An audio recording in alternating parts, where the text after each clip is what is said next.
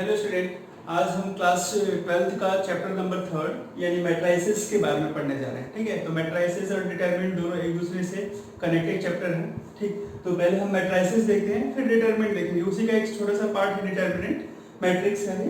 तो मैट्राइसेस, और कभी कभी इसको मैट्रिक्स भी बोलते हैं। तो मैट्रिक्स का एक प्लूरल आपका मैट्राइसेस होता है। दैट इज मैट्रिक्स का प्लूरल क्या होगा? मैट्राइसेस। तो मैट्रिक्स भी बोला जाएगा, मैट्राइसेस भी बोला जाएगा। तो आप बिल्कुल कंफ्यूज मत होना, दोनों एक ही सेम चीज है। ठीक, मैट्रिक्स का प्लूरल आपका मैट्राइसेस होगा। तो यहाँ पे इंट्रोडक्शन समझते हैं कि मैट्रिक्स का यूज कहाँ कहाँ पे होता है। ठीक है, तो मैट्रिक्स सबको नॉर्मली थोड़ा बहुत तो पता ही होगा। Arrangement of element in row and column is called matrix. Simple सी डेफिनेशन, एलिमेंट या फंक्शन का अरेंजमेंट रो कॉलम में कर दिया जाए तो मैट्रिक्स कहलाता है।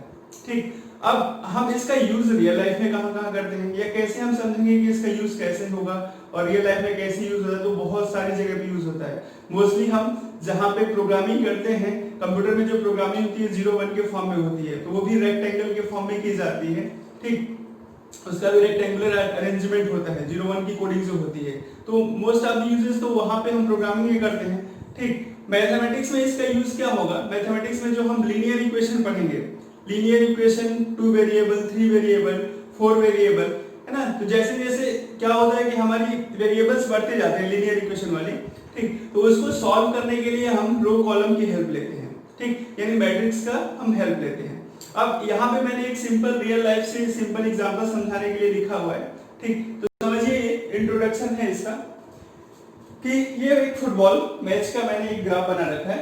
एक्स वाई जेड 4 प्लेयर्स हैं, X Y Z and W 4 players हैं, और कुछ मैंने एरोज जैसे डिजाइन कर रखा है। ठीक, तो समझते हैं इसमें क्या है। X Y Z and W.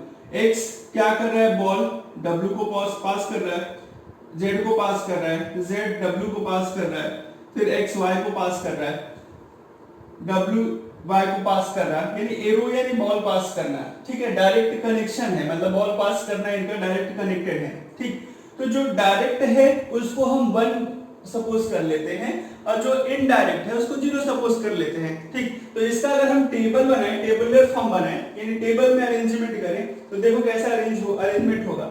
अब मान लीजिए एक्स वाई जेड डब्ल्यू और एक्स वाई जेड डब्ल्यू, कौन किसको किधर बॉल पास कर रहा है। ठीक, मान लो कोई खुद को तो बॉल पास करेगा नहीं, तो उसके लिए हम 0, खुद के लिए 0, यानी x को कोई बॉल नहीं पास करेगा, ये खुद को क्यों बॉल पास करेगा। ठीक है, तो उसके लिए क्या होगा? 0। y को बॉल पास नहीं करेगा, सेम चीज 0। z को कोई बॉल पास नहीं करेगा, और w को पास नहीं करेगा। ठीक, तो उसके लिए हमने इसको 0 कोडिंग दे दी। अब कौन किसको डायरेक्ट कर रहा है? डायरेक्ट करेगा तो 1, इनडायरेक्ट होगा तो 0। ठीक, तो समझते हैं x y, तो x y को कोई बॉल पास कर रहा है क्या? तो x y को देखिए डायरेक्ट कनेक्शन है, तो इसलिए यहाँ पे 1। x z में डायरेक्ट है क्या? तो ये डायरेक्ट कनेक्शन यहाँ पे भी 1। ठीक, x का कनेक्शन w से भी है, यहाँ पे भी 1।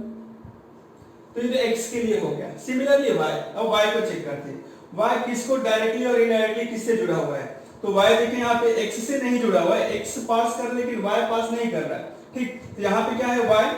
y केवल w से कनेक्टेड है, बाकी किसी से नहीं है। सॉरी, y केवल z से कनेक्टेड है, बाकी किसी से, ना ही w से कनेक्टेड है ना ही x से कनेक्टेड है। तो y देखिए यहाँ पे y x के लिए 0 हो जाएगा, z के लिए भी क्या हो जाएगा? ये 1 हो जाएगा, बाकी w के लिए 0 हो गया। ठीक, क्योंकि डायरेक्ट कोई बात इसको पास नहीं कर रहा है। अगर एरो इसकी तरफ रहता, अगर इस टाइप से एरो बना होता, तो हम लिख सकते कि y भी क्या है? w को कोई बात पास कर रहा है। ठीक, तो सिमिलरली अब x y का हो गया, हम z का समझते हैं। अब z देखते हैं किसको? z w, बाकी x को भी नहीं कर रहा है, y को भी नहीं कर रहा है, तो z केवल w को कर रहा है, तो इसलिए 1, बाकी ये दोनों 0। ठीक, सिमिलरली अब w का कनेक्शन देख लेते हैं। w only connected to y। ठीक है, तो y से कनेक्टेड है, तो यहाँ पे ये 1 हो गया, बाकी ये 0 हो गया। ठीक, तो यही रो कॉलम अरेंजमेंट है। ठीक है, डायरेक्ट कनेक्शन हमने शो किया तो उसको हमने 1 से शो कर दिया, इनडायरेक्ट था तो 0 से शो कर दिया। ठीक, कोई खुद को पर्सनली बॉल पास नहीं कर सकता था, इसलिए हमने पहले ही इसको डायगोनल पे क्या रख दिया था? ये 0-0 लिख दिया था, ये डायगोनल का वाला पार्ट 0-0 था। ठीक, तो एक प्रकार से क्या अरेंजमेंट किया, तो ये अरेंजमेंट देखो हॉरिजॉन्टल हमारा रो कहलाता है। ठीक है, हॉरिजॉन्टल ये रो होगा R1, R2, R3, R4। ये हॉरिजॉन्टली रो होता है, ठीक है। वर्टिकल कॉलम होते हैं, इसको C1, C2, C3 and C4, ठीक। वर्टिकल कॉलम होगा, हॉरिजॉन्टल रो होंगी, ठीक है। तो ये एक सिंपल सा अरेंजमेंट था, हमने करके दिखा दिया आपको समझाने के लिए।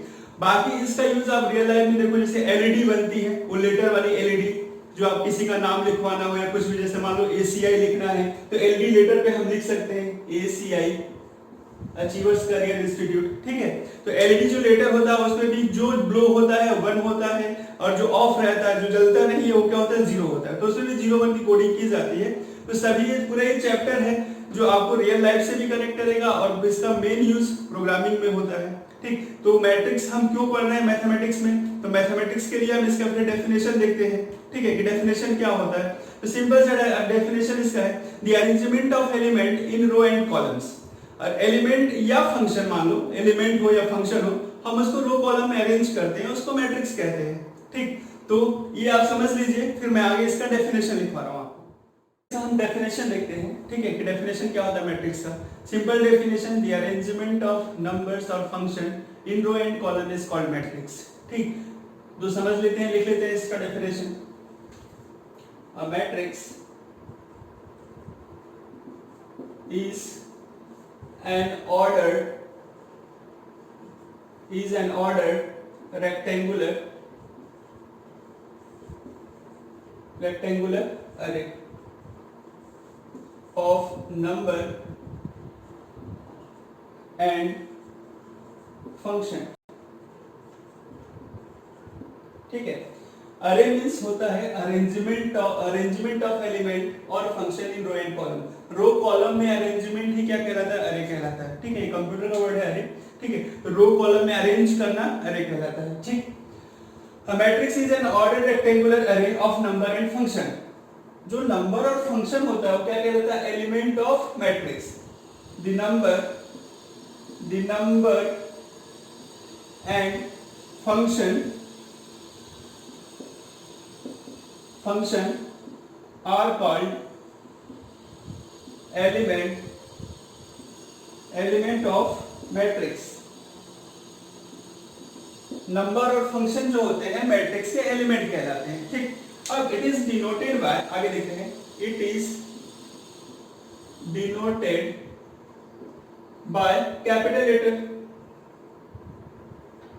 लेटर। हम कैपिटल लेटर से क्या करते हैं, इनको डिनोट करते हैं, ठीक। एग्जांपल के लिए समझाता हूं आपको। दैट इज ए कोई मैट्रिक्स है, ठीक है। तो मैट्रिक्स को रेक्टेंगुलर बॉक्स, फॉर एग्जांपल 1 2 3 4 5 6, ये एक मैट्रिक्स है, एग्जांपल है, ठीक है। ये मैट्रिक्स को हमने अरेंज कर दिया रो कॉलम में। भी दूसरा एग्जांपल, मैट्रिक्स को हम इस प्रकार भी रिप्रेजेंट कर सकते हैं, 1 2 3 4 5 6, मैट्रिक्स को हम इसमें भी रिप्रेजेंट कर सकते हैं। तीसरा एग्जांपल, मैट्रिक्स को हम इसमें भी रिप्रेजेंट कर सकते हैं, ठीक है। इन तीनों बॉक्स में मैट्रिक्स को रिप्रेजेंट किया जा सकता है, A B C D E F, ठीक है। तो मैट्रिक्स को आप समझिए डिनोट करते हैं कैपिटल लेटर से। तो capital letter of English alphabet जो होगा उससे हम इसको डिनोट करेंगे। तो ये कैपिटल लेटर से हम डिनोट करते हैं और रिप्रेजेंट इसमें करते हैं। तो इसमें हम इसको क्या किया जाता है, इसमें रिप्रेजेंट किया जाता है। अब देखते हैं आगे इसका ऑर्डर ऑफ मैट्रिक्स। तो इसका आप नोट डाउन कर लीजिए, डेफिनेशन समझ लो और एग्जांपल समझ लो। अब इसका ऑर्डर हम समझते हैं क्या होता है, लिखिए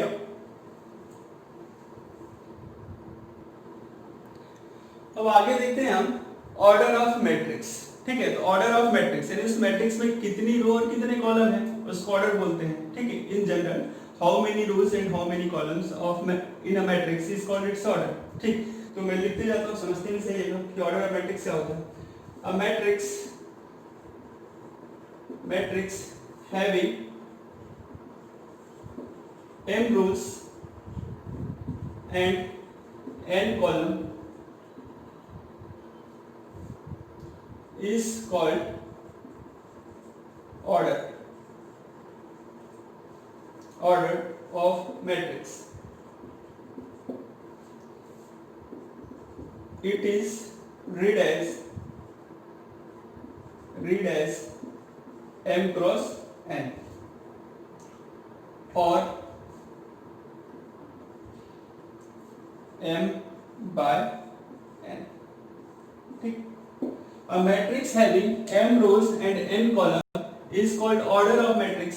m rows और n column, rows और column उसको ऑर्डर, हम इसको रीड कैसे करते हैं, m क्रॉस n, ठीक है। It is denoted as m cross n और m by n, ठीक। इन जनरल अगर हम इसको मैट्रिक्स एक डिजाइन करें तो एक कैपिटल लेटर, इसका जनरलाइज फॉर्म में डिराइव कर रहा हूं, A11, A12, A13, A1n, दूसरा A21, A22, A23, A2n, similarly AM1, AM2, AM3, AMN, ठीक, m क्रॉस n, ठीक है, या m बाय n। तो ये एक जनरलाइज फॉर्म है, हमने मैट्रिक्स को रिप्रेजेंट कर दिया, ठीक। इसके अंदर ये जो लिखे हुए एलिमेंट हैं या इसका एब्रिविएट फॉर्म यानी short form A is equal to हम लिख सकते हैं A I J m cross n। I J यानी ith रो jth कॉलम, है ना। I फॉर रो के लिए होता है और J डिनोट फॉर कॉलम, ठीक। कि जो एलिमेंट है ये उसकी पोजीशन को बताता है, I J यानी कौन सी पोजीशन। मान लीजिए फॉर एग्जांपल ये A11 है, ठीक है, तो 11 यानी फर्स्ट रो फर्स्ट कॉलम का एलिमेंट, तो फर्स्ट रो फर्स्ट कॉलम। अब I की प्लेस पे 1, J2 यानी 1 2, तो ये जो एलिमेंट होगा ये A12, तो कितना क्या होगा, इसकी पोजीशन क्या होगी, फर्स्ट रो सेकंड कॉलम, ये फर्स्ट रो थर्ड कॉलम। तो जो आपकी हॉरिजॉन्टल लाइन जाती है ये हॉरिजॉन्टल लाइन होगी, ये R1 है, ये R2 है और ये RM है। RM कितनी रो है, m रोज है, ठीक है। अब जो वर्टिकल है वो कॉलम है, तो ये C1 है, C2, C3 और ये Cn, n कॉलम है, ठीक है। तो m रो n कॉलम। तो इसका शॉर्ट फॉर्म हम अगर चाहे मैट्रिक्स को शॉर्ट में लिखना तो Aij m क्रॉस n, ठीक। अब यहाँ पे I और J क्या होगा, तो 1 से क्या होगी, I की वैल्यू ग्रेटर होगी और m से छोटी होगी क्योंकि रो है ये, ठीक है, तो m से छोटी उसके इक्वल। और सिमिलरली J के लिए भी हम लिख सकते हैं, ठीक। और यहाँ पे जो हमारा m क्रॉस n है, m n belongs to natural number, ठीक है। तो हम इस प्रकार से शॉर्ट में भी इसको रिप्रेजेंट कर सकते हैं, ठीक। तो आप इसका जनरल फॉर्म लिख लीजिए, शॉर्ट फॉर्म लिख ले, A is equal to Aij m cross n, है ना। I denote for row and J for column, ठीक। जनरली ये मोस्टली Ij इसकी पोजीशन को डिफाइन करता है। फॉर एग्जांपल अगर 2 1 है तो I की प्लेस पे 2, J की प्लेस पे 2, तो पोजीशन फिक्स हो जाएगी। क्या सेकंड रो और फर्स्ट कॉलम का एलिमेंट है, 2 2 का मतलब सेकंड रो सेकंड कॉलम का एलिमेंट, 2 3 का मतलब सेकंड रो थर्ड कॉलम का एलिमेंट, ठीक। और 2n का मतलब सेकंड रो और nth कॉलम का एलिमेंट है, ठीक। तो इससे हम मैट्रिक्स को वापस हम डिजाइन कर सकते हैं, इस शॉर्ट फॉर्म से मैट्रिक्स को डिजाइन कर सकते हैं एज इट इज, ठीक है। रो कॉलम को हम इंटरचेंज करके इसको बना सकते हैं। तो इसको लिख लीजिए, जनरली ऐसे रिप्रेजेंट किया जाता है मैट्रिक्स को। आगे और पढ़ते हैं।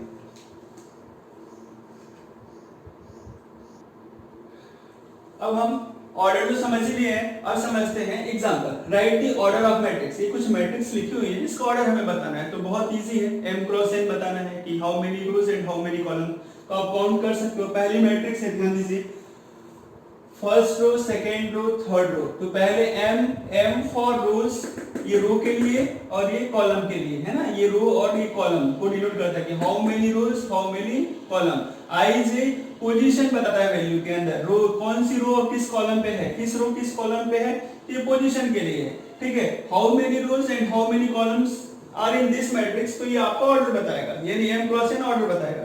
तो काउंट कर लेते हैं फिर से, r1 r2 r3, है ना। तो कितनी रो, 3 रो, ये C1 और ये C2, first column second column, तो ये 2, तो इसका ऑर्डर हो गया 3 क्रॉस 2 या 3/2। यहाँ पे R1 R1 R2 R3, यहाँ पे C1 C2 C3, ठीक। तो इसका ऑर्डर आप देख लीजिए क्या हो रहा है, third row 3 row and 3 columns, 3 row 3 columns, ये इसका ऑर्डर हो गया।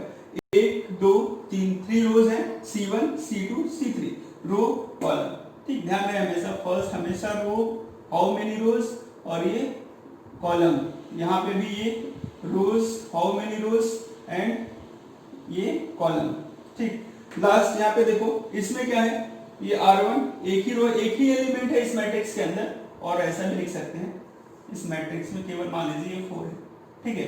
तो एक ही रो है और एक ही कॉलम है C1, तो एक ही एलिमेंट है तो 1 रो 1 कॉलम, तो 1 बाय 1, ठीक है, 1 क्रॉस 1, ठीक। यहाँ पे भी सिमिलरली 1 क्रॉस 1, ठीक। तो ऑर्डर आपसे पूछा जाए कि मैट्रिक्स का ऑर्डर क्या होता है, तो आप रो और कॉलम को काउंट करके उसके बेस में लिखना है ना, ये 2 क्रॉस 3 3 क्रॉस 2 जो भी आती है वैल्यू, आप उसको ऑर्डर को एक्सपेंड करेंगे।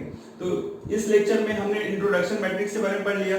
अब जो सेकंड इसका लेक्चर है टाइप ऑफ मैट्रिक्स। अब यहाँ से मेन मैट्रिक्स हमारी स्टार्ट हो जाएगी कि मैट्रिक्स के टाइप कितने होते हैं, कितने प्रकार के मैट्रिक्स होती है, आगे फिर algebra of matrix, multiplication, adjoint निकालना, इनवर्स निकालना, बहुत सारी चीजें पढ़नी है। इंपॉर्टेंट चैप्टर है, ठीक है। स्कोरिंग है ना, ज्यादा मार्क्स से पूछा जाता है क्वेश्चन, 4-5 मार्क्स में पूछे जाने वाले क्वेश्चन मैट्रिक्स से रहते हैं, ठीक। तो इसलिए बहुत ज्यादा इंपॉर्टेंट है। तो आप इंट्रोडक्शन अटेंड करें, फिर नेक्स्ट जो लेक्चर है इसका, उसमें हम देखें टाइप ऑफ मैट्रिक्स, मैट्रिक्स का टाइप क्या होता है, फिर उसके बाद धीरे धीरे अलजेब्रा, फिर सभी चीजें पढ़ेंगे, लेकिन इजी है, ज्यादा टफ नहीं।